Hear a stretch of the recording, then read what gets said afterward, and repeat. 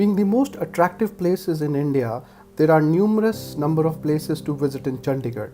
Chandigarh has a capability of showing itself around to all the globe travelers as the great India wishes to be seen, symbolizing prosperity, comfort and culture. Officially, a state as union territory, Chandigarh is controlled by the central government and is the joint capital of Haryana and Punjab. Also, to those who are not familiar, Chandigarh is the first planned city of India designed by the French architect Le Corbusier. Le Corbusier was assisted by his cousin Pierre Janet and the English couple E. Maswell Fry and Jan Jewell.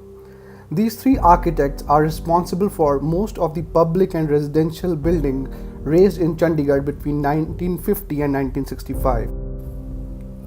If you're touring around the city, you cannot miss visiting the beautiful Sukna Lake.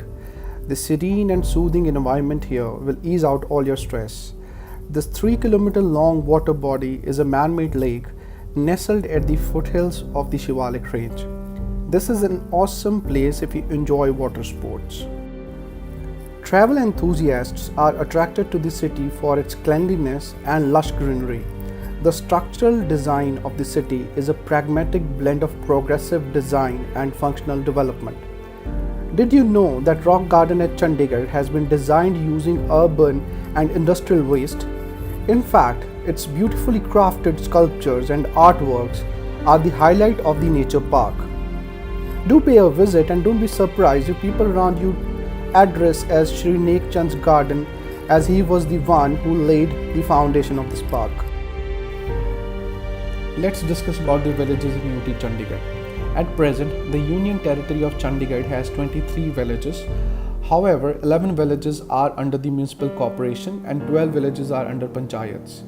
The villages falling in UT have broadly been categorized as sectoral villages and non-sectoral villages. Sectoral villages. While acquiring the agricultural land of the villages falling within the sectoral grid, it was thought prudent that the basic infrastructure and amenities lacking in these villages shall be made available as integral part of the sector planning. The running of dairies and keeping milch cattle was also prohibited for creating appropriate living environment in the villages. Non-sector villages. The rural villages are Khuda Alisher, Khuda Jassu, Khuda Lahora, Sarangpur, Dhanas, Behlana, Raipur Khurd, Makhan Majra, Darya, Mauli Jagra, Kishangarh, Campwala and Raipur Kalan. The Open Hand Monument is the most significant places in Chandigarh. The monument is one of the most magnetizing tourist attraction in the city. It is 85 feet high from sunken trench and is designed to rotate like a weather clock. Depicting the message open to receive, this is one of the most prominent monument in Chandigarh. Let's listen from the great architect himself what this monument means. La signification de la main dressée au cœur même du Capitole.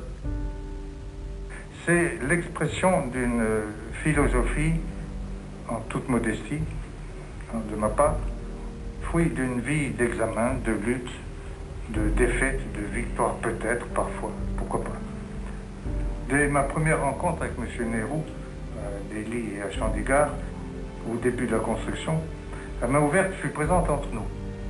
Et au cours des années, la main ouverte devint le couronnement de ce que j'ai appelé la fosse de la considération, c'est-à-dire un outil de discussion de la chose publique hors des autorités constituées, nommées et désignées.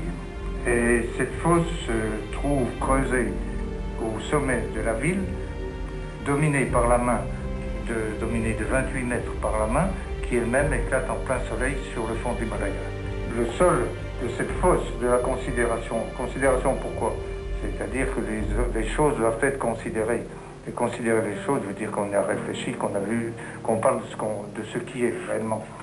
Cette fosse de la considération est de 5 mètres, creusée de 5 mètres, elle comporte 2 amphithéâtres de gradins. Pourquoi? Parce qu'il y a toujours dualité et le droit des deux opinions. Ensuite, elle contient les quelques sièges des quelques personnes qui auront été ont désigné pour parler ce soir-là, ce jour-là, à ce crépuscule-là, si vous voulez. Il y aura à la tribune de l'orateur avec une conque sonore pour répondre bien à la voix, et dominant tout ceci, la main qui, elle, montée à 28 mètres de hauteur, montée sur bille, tenez-vous bien, montée sur bille, subira l'effet des vents, quel qu'il soit, non pas pour être une girouette, pas du tout, mais pour exprimer ce qui est réellement la vie elle-même, c'est-à-dire les changements constants, valables et dont on doit tenir compte, qui sont le pain quotidien, la main quotidienne. Je n'ai fait qu'un geste de politique dans ma vie, c'est celui de la main ouverte, n'est-ce pas? J'ai dit ça. On m'a dit c'était anticomédie, je ne dis pas du tout. C'est la main ouverte pour recevoir et pour distribuer et pour donner. La main ouverte est un signe d'optimisme devant le monde moderne qui est en catastrophe. Je laisse la parole aux autres pour trouver des solutions à ce moment-ci, car c'est un moment tragique.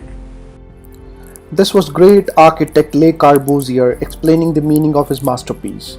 We are proud to make it a base of our logo for the child-friendly initiative.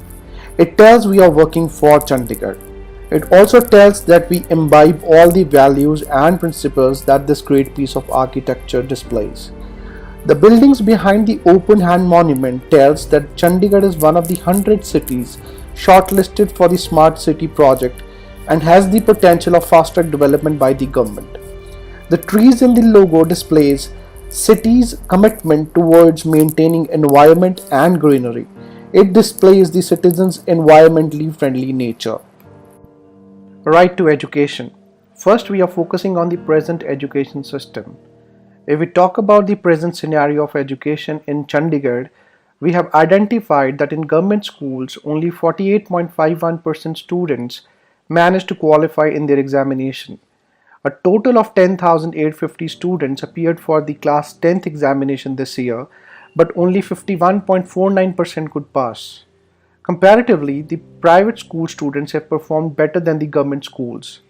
With the vision of improving the quality of education in government schools, we are collaborating with the convent schools and NGOs. Right to health. Medical care, nutrition, protection from harmful habits including drugs, and safe working environments are covered under the right to health. Enumerate access to special care and support for children with special needs, as well as quality health care including drinking water, nutrition, and a safe environment respectively. Right to participation. All children deserve the right to voice their opinions free of criticism or contempt.